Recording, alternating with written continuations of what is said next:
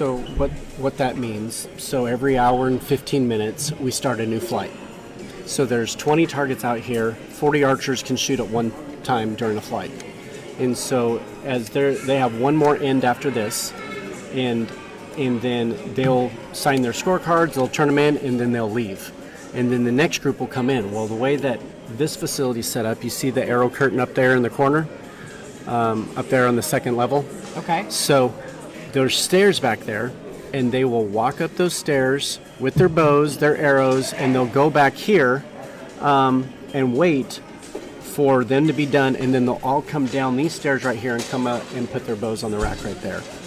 So that helps with the traffic flow, because those doors down there are not usable, and only this door is usable down here. So if you have them, coming in and out, whatever, it just makes traffic flow a whole lot easier. Once they come down, they'll put their bows on their racks right here, and they're assigned shooting lanes, and it's on their scorecard. So everybody gets, every coach will get a packet, and in their packet is scorecards with labels on them, and then it'll tell them their shooting time, it'll tell them what their shooter ID number is, which they have to bubble in on their scorecard. That's how the Scantron reads it, and identifies it to them and puts their score on their score in the database. We use a national database called AeroScores, and that's where all the scoring is done. And they use a Scantron to do that. So it's bubbled in, and they scan it, and it reads the scores, and it comes out live on the website. So you can track your kids' scores. And so once they do that, they'll put their scorecard on their designated target, and they will be paired up with someone else. Okay. And so they score each other. So when they shoot together, the person shooting on the right side of the lane will score the person on the left side of the lane, and vice versa. And that keeps it fair. Okay. And how do they, I'm completely new to archery, so explain to me how they're determining this score. So it's an international 80 centimeter bullseye. Okay. And so the most inner circle is 10. There's two circles on the yellow. There's a 10 and a 9. Okay. And it goes all the way out to the outer white circle, which is 1. Okay. And anything outside of that is a 0. Okay. So the perfect score for an N would be 50. Okay. And so you score your partner's 5 arrows, and they score your 5 arrows. And then they put a check mark next to them saying they concur or verify that their score has been scored correctly. At the end of the flight, they will sign their scorecard saying that they validated the score on that they concur with the score. And then they will turn that in, and that's their official score. So it's ultimately allowing the two players to have built-in checks and balances to ensure that there's ideally no cheating, etc. Exactly. Okay, very good. And really, so you see this school and this school are paired up. And that's what we try to do is the software will pair them, if possible, 2 different schools on each lane, so that, two teammates who may be on the same lane that looks close enough type thing. So that's why we put 2 different schools on the same target, if at all possible. Okay. And when you say school, are you talking about true traditional school, like kindergarten through 12th grade, or are we talking about, is that a word that you guys use for age groups? Yeah, so because we work with NASP, National Archery in the Schools program, that's a school program. And so I'll sometimes use schools, sometimes I'll use organizations, but we have 4 different organizations here today from different backgrounds. So we have private schools, which Destiny Christian Schools right here. Okay. You have homeschool co-op, so you have Coweta Homeschool Co-op right here. You have Engage Ada, which is a Centershot program right here. Okay. And then you have Wagner down there. So that's a public school, and McLoud. So you have public schools here too. Okay. And so you have those 4 different groups shooting in this tournament. Okay. And so the youngest they can be is 4th grade to compete, and the oldest is 12th grade. And so 4th and 5th grade is elementary, 6th, 7th, and 8th is middle school, and then 9th through 12th is high school. Right, of course. And they compete as an individual, according to their age group. So we have individual trophies and we have team trophies. Okay. In Centershot, we have 6-person teams. And so those teams can be up to 24 people, but the top 6 scores are calculated, and that becomes your team score. You have to have at least 2 boys and 2 girls on that 6-person team. Okay. And you can have an elementary kid shoot up. You can have a middle school kid shoot up. So you just take your highest grade, and if that's a 9th grader, then you just form a high school team, and you put your elementary and middle school kids on your high school team. So we have a lot of flexibility. Make sure that you have we don't allow them to shoot down because that would be unfair, but there's no advantage for a 4th grader to shoot on a high school team. So we allow shoot-ups so that you can have teams. So if you have a homeschool co-op or a private school that could be small, or even a small public school, it's easier to form a 6-person team than a 12-person team. We're standing here to take them from you. Okay. So the equipment that we're using right here, the Genesis bows, everybody shoots the exact same bow. Okay. So they come in a variety of colors. The strings can be customized, to colors that they like. We allow that, but there's very few modifications that they can do. So you can do a couple customization things, but everybody shoots the exact same bow, and they're all between 10 and 20 pounds. So that allows it to be fair, and it takes the equipment out of it, so it makes it an affordable sport. Right. So now you're not, doing, if you're in an open division, that would mean that you could add pretty much anything to your bow to make it easier for you to shoot. And now that you have better equipment than the person next to you, obviously you're going to be able to shoot higher scores. Right. But this is all about building the archer. We want to build good fundamentals. Building the skill rather than using the equipment to, yes, I understand. Okay. So we put a high emphasis on a shooting process. And so we teach them what a proper stance would look like, how they're going to knock their arrow properly, and go through. We have an 11-step process that was designed by Jim Strickland. He's an Olympic training coach. And so he designed this that we've adopted. And so that's what we're training our archers to do, is to follow our process. Okay. So I have a curiosity question. My children are just now getting into this sport, and really just because of my friendship with Neil and watching him and being out here in the archery world and just really seeing how much he enjoyed it. What is the draw to archery for an individual that has no relationship to anyone in that world? Yeah. What do you guys offer, or ultimately allow the children or individuals to benefit from learning archery and wanting to participate in the sport? Archery has a lot of benefits to it. You can shoot a really good score, you can shoot a really bad score, and we're teaching character development through this, as far as putting in places, as far as the high development of character, where we're honest and things like that, and how we treat each other. That's all part of it. But we bring in an element where you don't have to be fast, tall, strong, athletic in any way to be successful. Okay. And so if you're coachable, you can be successful at archery. Coachable is important, absolutely. And so, as a firearms instructor, we always said the number one thing is attitude. When you have a really good attitude and you want to learn and you're coachable, you're able to learn this. So the lowest pound is 10 pounds, and so anybody could almost draw this back. And so this is fun to shoot for kids and adults. And so I always like to say that archery levels the playing field.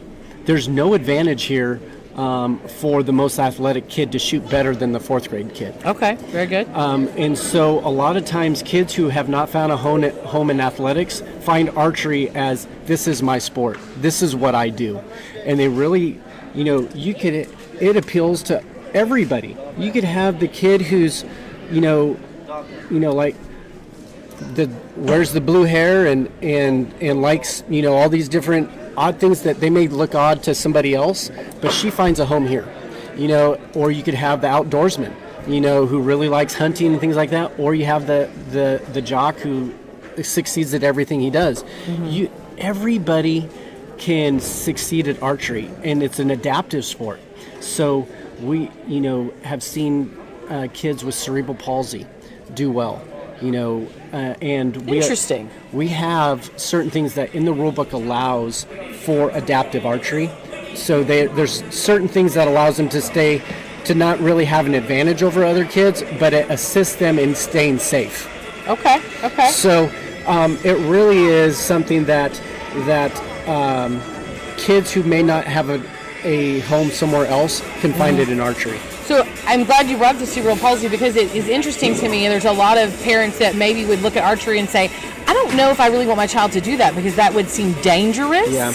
How do you, I don't really want to say combat that, but how do you approach that and help them understand that while yes, there's danger in anything, we still allow a safe environment, and the children have an ability to start at one point, grow to another, and there's obviously all levels of it. I mean, playing football and basketball, and running a three-legged race in the family reunion is dangerous. So archery is one of the most safest sports you could do. So they did a study on this, and ping pong was the only sport that was safer than archery. Interesting, That's right? Awesome. And so if you look at, the ATA, the Archery Trade Association, has done a study for basically insurance companies. Okay. That rates how many accidents, and they do it for every sport. And almost all of the accidents in archery is hunting related. I see. People falling out of tree stands, things like that. This style of archery started in 2002 with NASP, and there's been 0 critical incidents reported in the last 24 years. That's impressive. So, and it's due to the protocols that we follow. Okay. So everybody's trained by the same national standards to be a basic archery instructor. And you'll see that everything here is run on whistle commands. And so there's a whistle to get bows. There's a whistle and when they get their bow, they're behind this blue line, they get their bow, and they walk to the line. Their arrows are already in their quiver at that time, so they're not carrying around arrows. Then you'll hear a whistle to shoot. They'll all shoot until all their arrows are done, and then they'll walk, and they'll put their bow back here on the rack, and they'll stand behind that blue line. Then they'll blow a whistle to go get arrows. Everybody will walk down to the range, and they will pull arrows after they're scored, one at a time. So one person stands behind the target line while the other person scores, and then the other person can go forward and pull their arrows one at a time. Okay. So there's safety protocols built into the whole process of everything that we do. Everything we do has, and every rule there is was with safety in mind. Very good. That's excellent. Yeah. So it's really good for kids with ADHD and things like that, because it allows them to go through processes. So kids who have a process of way of doing things, they have to do the same thing over and over and over, because that's how their mind is built. Yeah. And so archery allows that kid to succeed. And so I've had kids, at my church who have, they're just very active, and archery's allowed him to kind of calm down and focus. And that's what we train, to focus, because like I started off the conversation, I never finished, but one of the great things that archery does, it trains us to be overcomers. And so when we see that we had a bad score, if we just stick with it and we remain coachable, we can overcome that. And so it allows someone to have a little bit of grit to continue on and to keep going when things are tough. Yeah. So I'm curious about long-term goals. A lot of children, especially, but even young adults, go into sports and activities because they're like, I want to be a professional football player. Yeah. I want to be in the MLB, et cetera, et cetera. Do you see a lot of that in archery? And I know that there's an Olympics, it's in the Olympics specifically, but is there anything in specific that Centershot or any of the other entities do to help them move towards those goals, or any advice that you would give in regards to that? Yeah, we have 2 colleges here with us this weekend. Okay. So right now Oklahoma only has 2 archery college programs. We have Connor State, which has been around a while. Yes. And they're an extension of OSU. Okay. And we have Southwest Christian University, which is a fairly new archery program. They're in Bethany, yes? Yes. Okay. And so those coaches are here, and they're interacting with these kids to hopefully encourage them to come shoot for them in college. So we have that. There's also NFAA and USA Archery, but mainly NFAA has a division for kids who may not have a college team. They can show up at an ASA or an NFAA event, and there's a division that they can compete as a college kid. And so the plan really is to introduce them into the world of archery and help them find because there's so many different disciplines. There's outdoor 3D, there's outdoor field, there's indoor spots, and there's the different types of archery that may appeal to them. They may like it all, but if they find, okay, I want to shoot a bare bow recurve, or I want to shoot a compound bow, we can help them find where that is. You don't have to go to college to shoot archery. You can work, in your profession and shoot archery on the weekends. If you look at the professional archers today, 90+% of them have jobs. Okay. They don't get paid by their sponsors to live off of their sponsorship. This is what they do on the weekend. They're just normal 9 to 5s, and then there are evenings, weekends, holidays, vacations. They're doing archery. Okay, very good. That's absolutely what we do. And so that's something, is that archery is a lifelong adventure. Okay. And so you have 70, I went and shot at Trosper a couple weeks ago in the IBO qualifier in Oklahoma, and I was paired with, it was me, my wife, another person, and a 76-year-old lady. It was awesome. And so she and her husband shot for years, and he passed away a couple years ago, and she continues to shoot. And so it's pretty amazing that you can have, a 10-year-old on the range shooting next to a 75-year-old, and they may shoot different equipment, but they're all having fun. Archery brings people together. Yeah, that's amazing. What is the oldest archer that you know of or that you have ever experienced, aside from the 76-year-old woman? I think she might be the oldest one that I've personally shot with. Encountered, yeah. Mm-hmm. Interesting. Yeah. But that's awesome. I mean, that's something I've actually talked to my girls about. It's something you can do until you're old, When you ride horses, you can do that until you're a little bit older, but, basketball, football, baseball, soccer, all that stuff, it ends at that 20, 30 and it range. Depends on your athleticism. Absolutely, 100%. So I'm very excited for this opportunity for them to at least, start with it. They've started working with Neil, and he's done great with them, and they really enjoyed it. I mean, from day one, they've enjoyed it, and we're just shortly into the program. But I would love to know what is required of an individual if they wanted to join Centershot. So there's a couple different ways. You can join a current Centershot program, like Crossroads Church in Oklahoma City. We run Centershot there. That's my team. Okay. Or I can help you launch one at your church. Okay. And so Centershot is a faith-based program. Okay, very good. It is a sister organization to NASP, where NASP is a school program only. I see. And so you'll see NASP in homeschool co-ops, private schools, and public schools.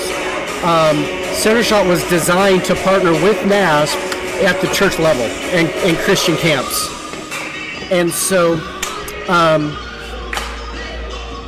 we have different league types, and so you can see them out there. So Centershot Compete is what we're doing today. I see. But Centershot Life is really the core of what we do. And that is a church-based program that is an archery small group. I see. Okay. And so we use the same equipment, and usually the Compete League will come later. They'll start out as a life league, and that can be any demographic. It can be a family league. It can be a couples league. It could be, a women's league or a men's league. It could be a college age group. So whatever your church is trying to accomplish to fulfill the Great Commission using archery, that's what Centershot can do for them. I see. And so it really depends, if you guys want to start one, I'll help you do that. If you want to plug into an existing one, I can help you find a group there too. And so where are the existing Centershots? We got them all. We got about 20 plus of them in Oklahoma right now. Okay. All throughout Oklahoma, in all different parts. Okay, so we specifically live central Oklahoma. We live in Noble. So what would be a location that would be close to us? Bethel Baptist Church in Norman. Bethel Baptist Church in Norman. Okay, all right. And they're here. Okay, very good. That's off the top of my head. That's the closest one that I can think of that's down by Noble. Okay. Yeah, my girls actually go to school at CCS, so that would work out fine for us. So awesome. Well, listen, I appreciate the information. It's been very useful and insightful. I know nothing about archery. Quite literally, we just started, I don't know, a couple months ago. Just looking for something to do? Well, I mean, Neil's we used to work together at a law firm, and we've been friends for a long time, and I just kind of saw what he was doing, and my older daughter is getting ready to go into the 7th grade, and 7th grade is where they begin to start doing archery in their school at CCS, and so just truthfully, I would prefer her not to be in soccer and volleyball, because much like I told you, there's the high risk of injury. And I want her to be able to do something that she can be a little more, she can be competitive, but be individualized as well. Yeah. Because while she loves people, she's very precise in the things that she does. And so I thought, archery might be good for her. So reached out to my friend, reached out to Neil and said, hey man, what do you think? Can you talk to us about what we need to do? And he said, yeah, let's shoot a couple times. And they shot the first time. And my older daughter, she actually was like, really, really good considering it was her first time ever, and they both enjoyed it, so that's why we're here today. Yeah. Before you leave, go to the registration table. Okay. There's a business card and a What is Centershot card. What is Centershot? Okay. Yep. Take both of those with you. Gwen Rutz is on that card. She's the Oklahoma, her and her husband are what we call ministry guides for Oklahoma, and she'll connect you with Bethel Baptist. Okay. Very good. Awesome. Well, thank you so much. Yeah, my pleasure. I appreciate it. Yes, ma'am. It's a pleasure to meet you.